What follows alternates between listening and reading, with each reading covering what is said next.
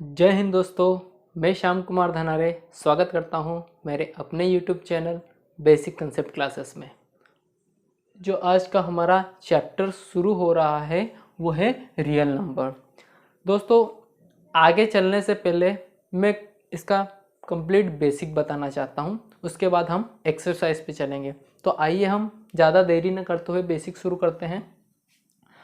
दोस्तों, सबसे पहले मैं बेसिक में बताना चाहता हूं नेचुरल नंबर। नेचुरल नंबर क्या होते हैं? नेचुरल नंबर वो नंबर होते हैं जिसमें काउंटिंग शुरू होती है 1 से, 1 2 3 so on up to infinity तक चलती है। ठीक है, उसके बाद आता है हमारा whole number. Whole numbers, whole number क्या होते हैं? जिसमें हमारी काउंटिंग कहाँ से शुरू होती है? 0 से, 0 1 2 3 4 and so on up to infinity. ठीक है, इसके बाद आते हैं हमारे इंटीजर्स। इंटीजर्स, अब इंटीजर्स क्या होते हैं? देखो बच्चों, इंटीजर्स क्या होते हैं? हमारे पास ग्रुप होते हैं। किसका? Group of positive and negative numbers. ठीक है, इसका मतलब क्या होता है? देखिए, अगर मेरे पास 0 है तो 0 से ग्रेटर कौन होंगे? 0 से ग्रेटर होंगे 1 2 3 4 and so on up to infinity. अगर मैं बात करूं 0 से लेस देन, तो 0 से लेस देन में आएंगे -1 -2 -3 and so on up to infinity. इसका मतलब क्या है कि जो 0 से ग्रेटर है वो सारे क्या हैं? Plus plus. इसका मतलब क्या है? ये सारे हैं हमारे पास पॉजिटिव इंटीजर्स, और हमारे 0 से जो लेस वाले हैं, जो छोटे हैं, वो हमारे क्या है? Negative integers.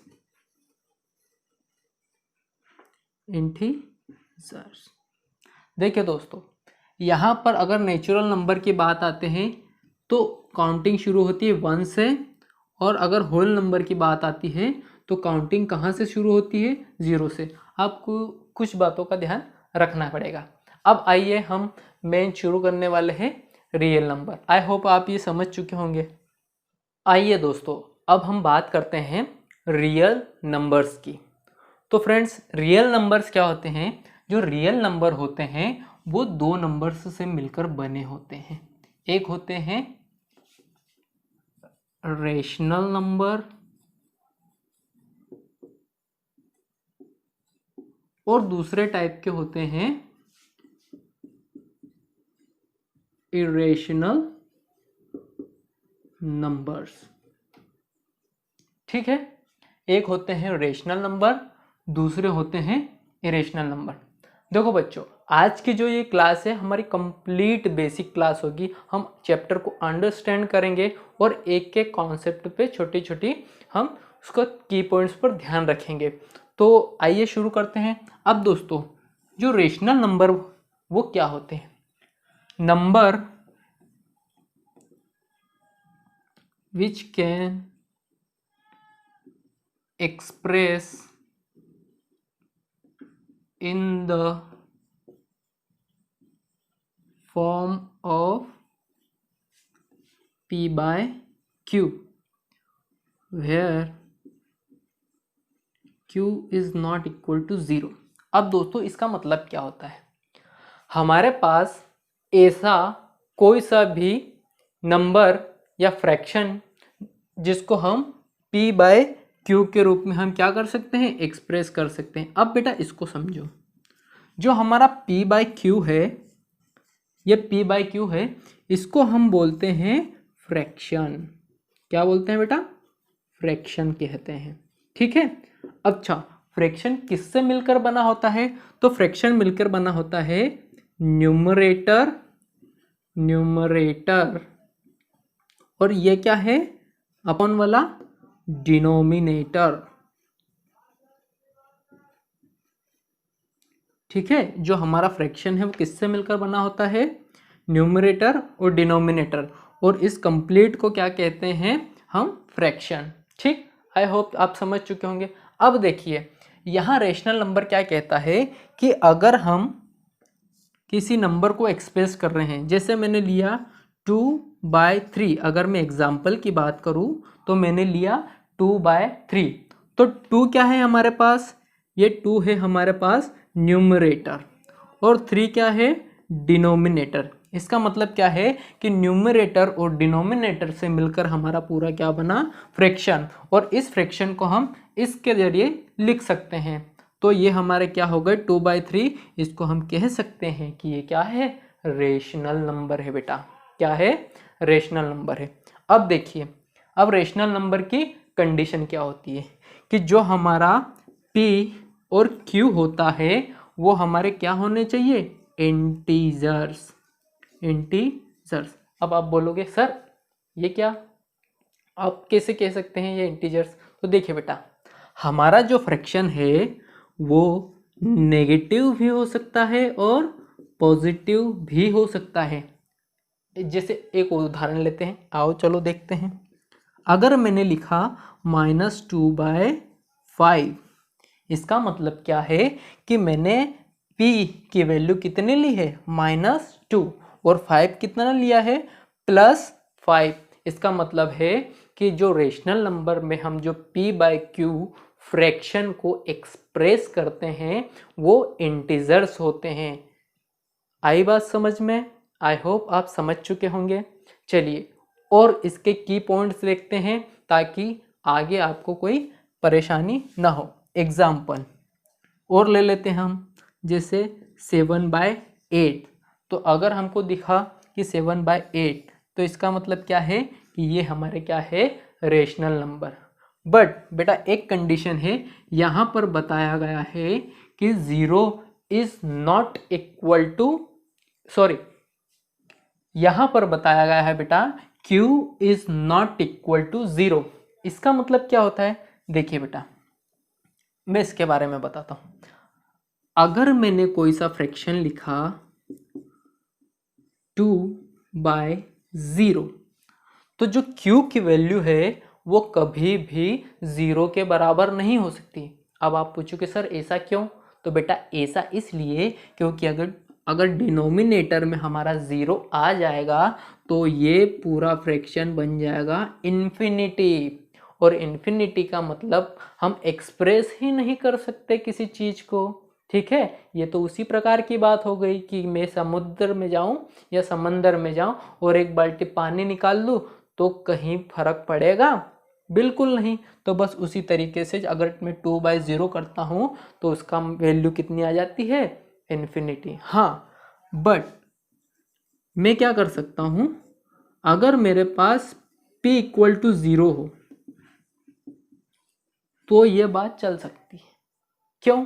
क्योंकि अगर मान लो कि मैंने न्यूमरेटर में 0 लिखा और डिनोमिनेटर में मैंने लिखा बेटा, मान लो कि मैं कोई सा भी इंटीजर ले लेता हूं, 5 प्लस का ले लूं, माइनस का ले लूं, डजेंट मैटर, कोई दिक्कत नहीं।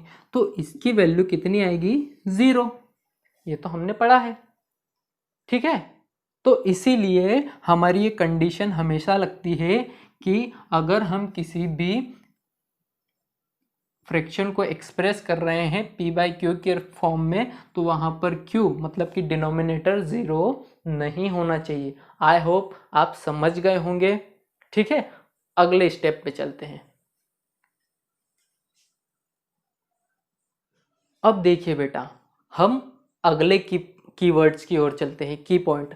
अब अगला एग्जाम्पल क्या है यहाँ पर कि देखो, अगर मेरे पास कोई से इंटीजर्स हैं, जैसे 1 है, 2 है, -5 है, 0 है, तो क्या मैं इनको रेशनल नंबर कह सकता हूं? कह सकता हूँ। अगर आप सोच रहे हैं नहीं सर, तो आप बिल्कुल गलत हैं। ये भी रेशनल नंबर है। अब आपके मन में सवाल उठ रहा होगा कि सर कैसे? तो देखिए बेटा, ऐसे है कि अगर मेरे पास कोई से इंटीजर्स हैं और वो सिंगल है, ठीक है। इंटीजर्स क्यों बोला? क्योंकि बेटा देखो यहाँ पर पॉजिटिव भी है, नेगेटिव भी है, जीरो भी है, तो ये इंटीजर्स ही हुए अल्टीमेटली। तो अब मैं क्या करता हूँ कि ये इनको मैं क्या कह सकता हूँ? रेशनल नंबर कह सकता हूँ। और ऐसा मैं क्यों कह रहा हूँ? क्योंकि इसके डिनोमिनेटर में कुछ नहीं है, मतलब हम क्या कंसिडर कर सकते हैं, मान सकते हैं कि इनके डिनोमिनेटर में क्या है? 1 है। तो बेटा एक बात तय हो चुकी है कि अगर हमको अकेले सिर्फ इंटीजर्स दिखते हैं तो वह भी हमारे क्या होते हैं? Rational number. आई होप आप समझ चुके होंगे, ठीक है। अब हम अगले इसमें चलते हैं। अगला की पॉइंट हमारा क्या है? कहता है कि अगर मेरे कोई सा इंटीजर्स है, ठीक है, अगर मेरे पास कोई सा इंटीजर्स है और इंटीजर्स का है स्क्वायर, इंटीजर्स का क्या है? स्क्वायर, ठीक है। या हम कह सकते हैं, चलिए अब हम अगले कीवर्ड्स की ओर चलते हैं। अगर मेरे पास है कोई सा नंबर, ठीक है, और उस नंबर का है स्क्वायर, और वो किसके अंदर है बेटा? वो है स्क्वायर रूट के अंदर। इसे हम क्या कहते हैं? ये जो मैंने अभी लगाया, ये क्या होता है? स्क्वायर रूट, ठीक है। इसके बारे में मैं आगे बताऊंगा, ठीक है। अब अगर कोई मेरे नंबर या कोई मेरा नंबर स्क्वायर रूट के अंदर है तो सर क्या वो रेशनल नंबर होगा? तो मैं बोलूँगा हाँ बेटा, अगर कोई सा नंबर परफेक्ट स्क्वायर है तो वो रेशनल नंबर होगा। कैसे? देखिए, अगर मेरे पास कोई सा नंबर 2 है, सॉरी 4 है, और 4 स्क्वायर रूट के अंदर है, तो हमको पता है कि जो ये 2 है, वो 4 है, वो किसका स्क्वायर है? 2 का स्क्वायर है ना, 2 का स्क्वायर है। तो जब ये 2 का स्क्वायर है और ये रूट के अंदर है, तो ये किसके इक्वल हो जाता है? 2 के, क्योंकि जो स्क्वायर रूट है और जो ये स्क्वायर है ये आपस में कैंसिल हो जाते हैं। क्या हो जाते हैं? कैंसिल। तो हमारे पास क्या बचता है? 2। इसका मतलब क्या है कि अगर अंडर रूट के अंदर कोई सा भी नंबर जो परफेक्ट स्क्वायर हो, परफेक्ट स्क्वायर मतलब 9, 16, 25, जो परफेक्ट स्क्वायर है ना, वो अगर रूट के अंदर हो तो वो किसके बराबर होते हैं? Rational number. और ऐसा क्यों होता है? क्योंकि देखो अभी मैंने लिखा ना, रूट के अंदर हमारे पास 4 है और 4 का स्क्वायर रूट होता है 2, और 2 के डिनोमिनेटर में कुछ नहीं है, मतलब क्या है? 1, और 2/1 किसकी फॉर्म में हो गया है? p/q, इसलिए हमारा पूरा क्या हो जाएगा? Rational number. आई होप बेटा आप ये समझ चुके होंगे, ठीक है।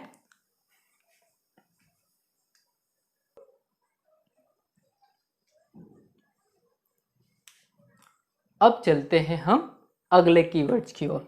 बेटा अगर किसी भी फ्रैक्शन का डेसिमल एक्सपांशन टर्मिनेटिंग है, ध्यान से सुनिए, ध्यान से सुनिएगा,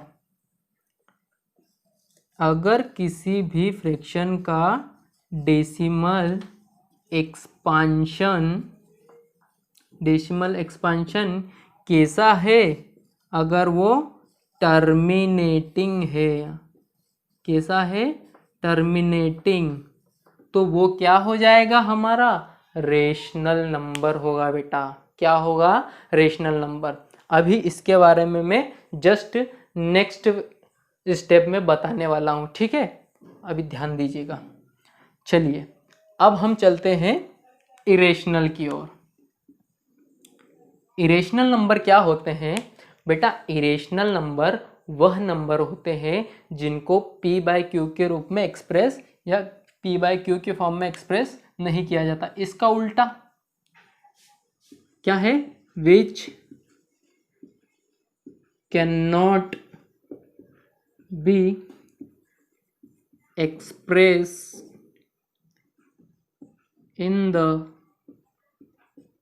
form of P by Q।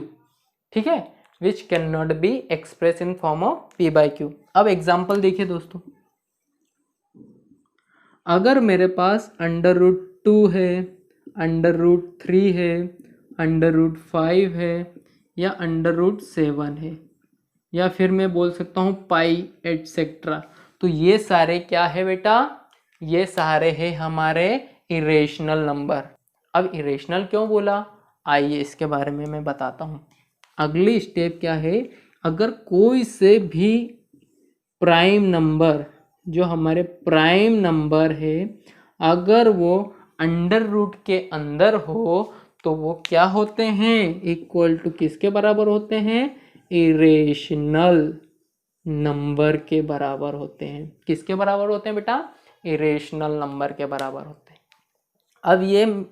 अब किसी को पता नहीं होगा कि प्राइम नंबर्स क्या होते हैं, तो बेटा मैं बता दूं कि प्राइम नंबर वह नंबर है, प्राइम नंबर आर दोस्त number which are greater than 1।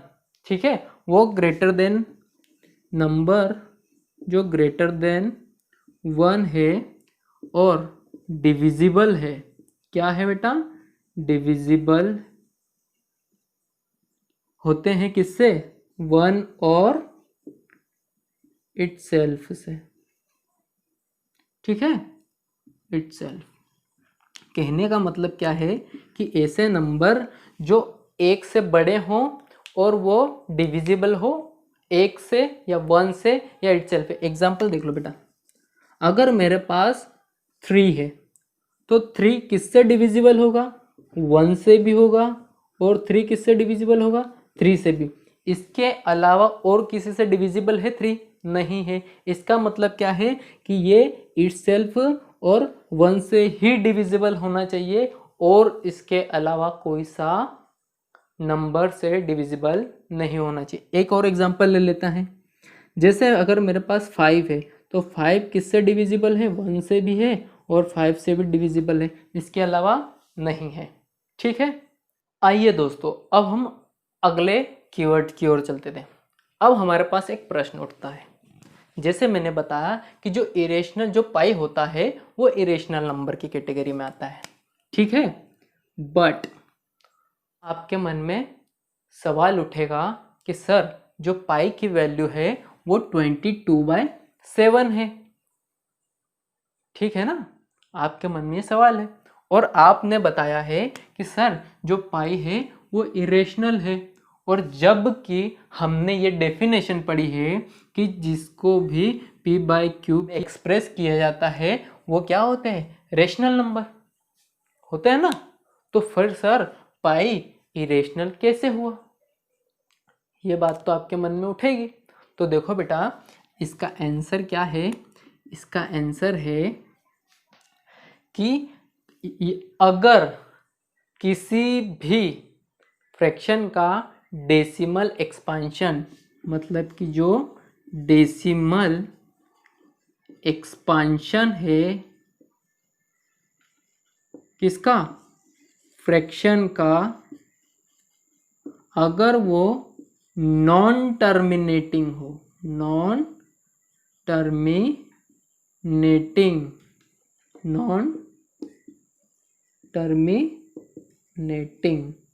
अगर किसी भी फ्रैक्शन का डेसिमल एक्सपांशन नॉन टर्मिनेटिंग हो तो वो क्या होता है, इरेशनल नंबर, इरेशनल नंबर। तो बेटा ये इसका आंसर हो जाएगा। अब ये डेसिमल एक्सपांशन फ्रैक्शन सर कुछ समझ नहीं आ रहा, तो बेटा अब हम अगले स्टेप में डेसिमल एक्सपांशन ही पढ़ने वाले हैं। आइए दोस्तों अब हम देखते हैं कि डेसिमल एक्सपांशन होता क्या है। तो सबसे पहले हमारी हेडिंग आएगी डेसिमल एक्सपांशन। अब देखिए दोस्तों, डेसिमल होता क्या है। अगर मैं किसी भी फ्रैक्शन को, यहाँ ध्यान से देखिए, अगर मेरे पास 5/2 है और अगर मैं 5/2 को क्या करता हूँ, डिवाइड करता हूँ, अगर 5/2 को मैं डिवाइड करता हूँ तो 2 2 जा 4, 1.0 और 2 5 जा 10। इसका मतलब क्या है कि जो मेरे पास क्वोशिएंट आता है वो क्या आता है, 2.5। तो कुछ नहीं है, बस ये हमारे पास ये होता है डेसिमल। ये क्या होता है, डेसिमल। और डेसिमल के बाद जो भी नंबर्स आते हैं या डिजिट आते हैं वो हमारा एक्सपांशन हो जाता है। तो देखो डेसिमल एक्सपांशन कौन सी प्लेस पे, इस पर वंस प्लेस है, तो डेसिमल एक्सपांशन कौन सा हो जाएगा, वंस प्लेस पे। अगर मेरे पास 3.45 ऐसा कुछ होता तो डेसिमल कहाँ होता, टेंस प्लेस पे, वंस टेंस। और उसी प्रकार से अगर 3 पे होता, 4 1 5, अगर 3 प्लेस पे होता तो ये क्या होता है, 1000 प्लस, वंस टेंस 100 प्लस पे हो जाता है। तो सिंपली कुछ नहीं है, जो डेसिमल के बाद में जो हमारे डिजिट होते हैं या नंबर होते हैं वो एक्सपांड करते हैं, फैलते हैं, इसीलिए इसको क्या कहा है, डेसिमल एक्सपांशन। अब आइए देखते हैं, डेसिमल एक्सपांशन हमारे पास 2 टाइप के होते हैं। बेटा कितने टाइप के होते हैं, 2 टाइप के होते हैं। फर्स्ट होता है टर्मिनेटिंग, और आई होप आप समझ रहे होते। टर्मिनेटिंग मतलब किसी भी चीज का एंड होना, टर्मिनेटिंग, एंड, खत्म करना, ठीक है। और दूसरा होता है हमारे पास नॉन टर्मिनेटिंग, ठीक है। हमारे पास क्या होता है, नॉन टर्मिनेटिंग। अब हमारे पास नॉन टर्मिनेटिंग में भी 2 टाइप होते हैं। कौन कौन से होते हैं बेटा, देखो, पहला होता है नॉन टर्मिनेटिंग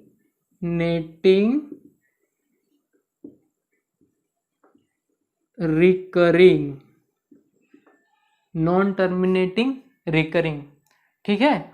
और दूसरा होता है नॉन टर्मिनेटिंग नॉन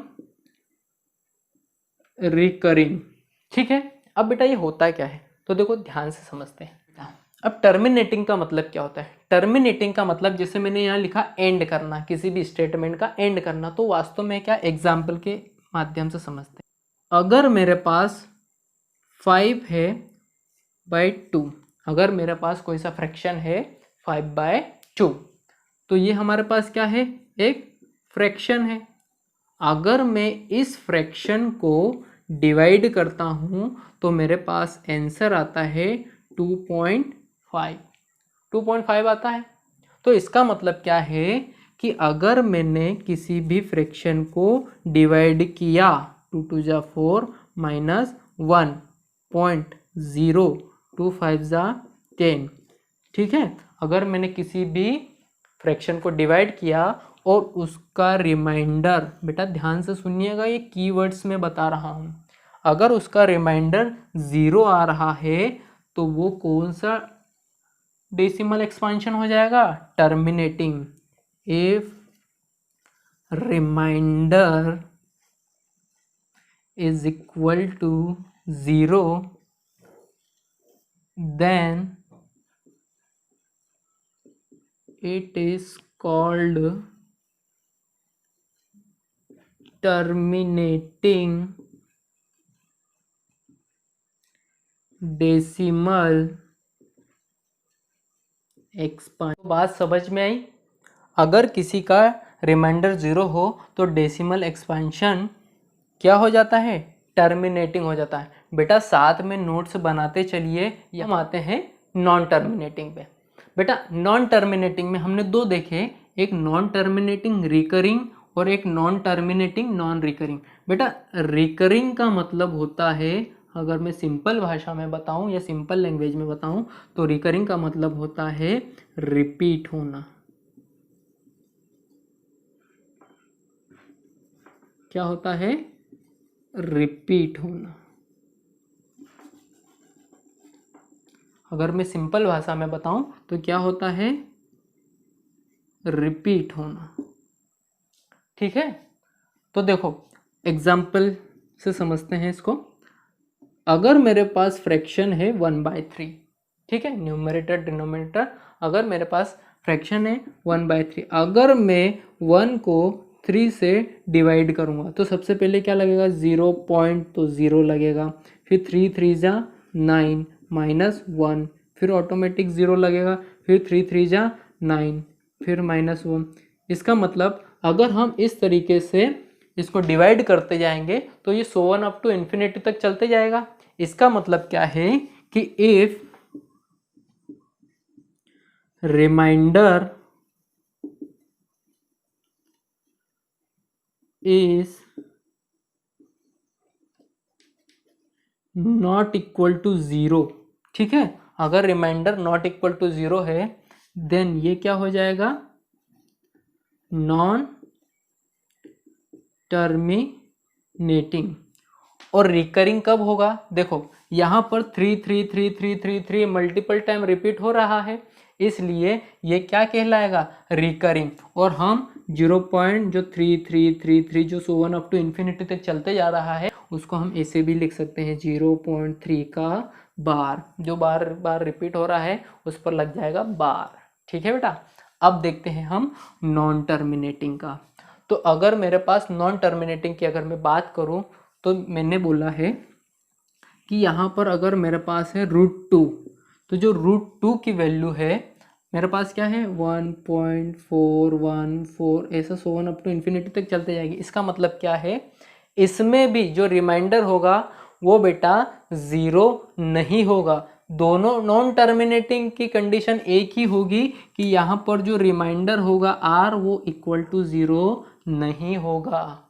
ठीक है, अब वो डिपेंड करता है, नॉन टर्मिनेटिंग नॉन रिकरिंग का मतलब होता है कि डेसिमल एक्सपांशन के बाद में जो भी डिजिट है वो अगर बार बार रिपीट नहीं हो रहे हैं तो वो नॉन रिकरिंग की कैटेगरी में आ जाएगा। उसी प्रकार से जो हमारा पाई है उसकी वैल्यू भी 3.14 and so on up to infinity तक चलते जाती है। इसीलिए बेटा जो पाई है ना उसका डेसिमल एक्सपांशन कैसा है, नॉन टर्मिनेटिंग नॉन रिकरिंग, इसीलिए ये क्या हो जाएगा, इरेशनल नंबर। अगर बेटा आपको ये वीडियो अच्छा लगा तो इसको लाइक कीजिए, शेयर कीजिए और सब्सक्राइब कीजिए। जय हिंद।